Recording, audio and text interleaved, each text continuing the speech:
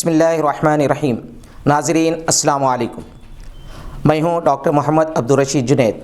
آپ دیکھ رہے ہیں گواہ نیوز۔ ممتاز عالم دین سجاد نعمانی کے بیرسٹر اسد الدین اویسی کے نام لکھے گئے مکتوب کے ان دنوں کافی چرچے ہیں، جس میں نعمانی صاحب نے صدر مجلس کو یہ مشورہ دیا ہے کہ اتر پردیش میں 20 حلقوں سے اپنے امیدوار کھڑا کریں، جہاں سے ان کی کامیابی یقینی ہے۔ 80 حلقوں سے وہ دوسری جماعتوں کے محاذ کی حمایت کریں، تاکہ مسلم ووٹس کی تقسیم سے فرقہ پرست عناصر کو فائدہ نہ ہونا پائے۔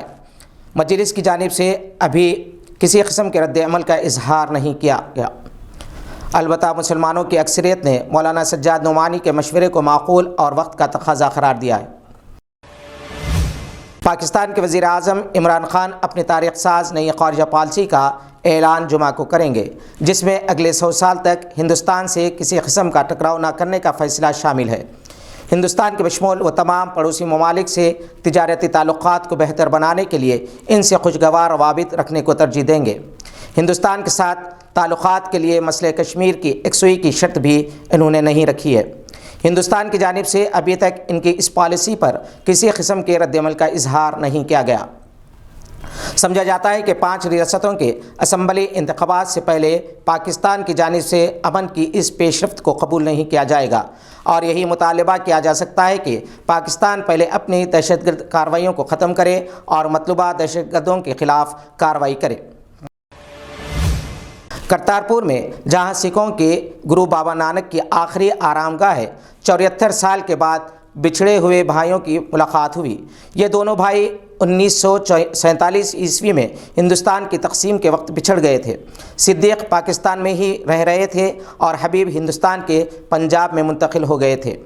دونوں نے کرتارپور میں ملاقات کی۔ دونوں کی اس یادگار ملاقات کی جذباتی ویڈیو سوشل میڈیا پر وائرل ہوئی ہے۔ صدیق کی عمر 80 برس اور حبیب 74 برس کے ہیں۔ چونکہ کرتارپور میں ویزے کے بغیر ہندوستان سے پاکستان میں داخل ہو سکتے ہیں، اس لیے دونوں نے یہاں ملاقات کا فیصلہ کیا تھا۔ جناب سید امین الحسن جعفری تلنگانہ قانون ساز کونسل کے عبوری چیئرمین کے عہدے کا حلف لیا۔ مجلس کے MLC جناب امین الحسن جعفری کا شمار برصغیر ہند و پاک کے مشہور و معروف انگریزی صحافیوں میں ہوتا ہے۔ اپنی شرافت اور خوش مزاجی کے لیے ہر طبقے میں یکساں طور پر مقبول ہیں۔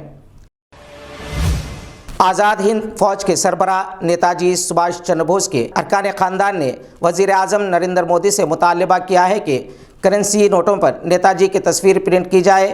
125ویں سالگرہ کے موقع پر یہ سبھاش چندر بوس کو بہترین خراج عقیدت ہوگا۔ 23 جنوری کو قومی تعطیل اور ٹرینوں میں کم از کم 4 کوچز کو نیتاجی میوزیم میں تبدیل کرنے کا مطالبہ کیا ہے۔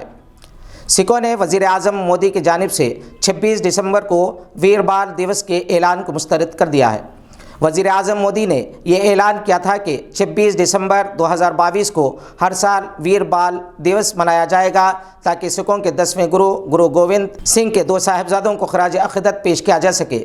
سکھوں کی نمائندہ جماعت نے کہا کہ اگرچہ یہ اعلان قابل قدر ہے، مگر سکھ برادری کو قبول نہیں ہے، کیونکہ گرو گووند سنگھ کے 4 صاحبزادوں میں 2 صاحبزادے مغلوں سے لڑائی کے دوران ہلاک ہوئے تھے، اور 2 کمسین صاحبزادوں کو اس وقت کے مغل گورنر نے دیوار میں زندہ چین دیا تھا۔ آج کے بلیٹن میں بس اتنا ہی۔ امید ہے کہ آپ نے ہمارے چینل کو سبسکرائب کر لیا ہوگا۔ بیل آئیکن دبانا نہ بھولے۔ شکریہ۔ خدا حافظ۔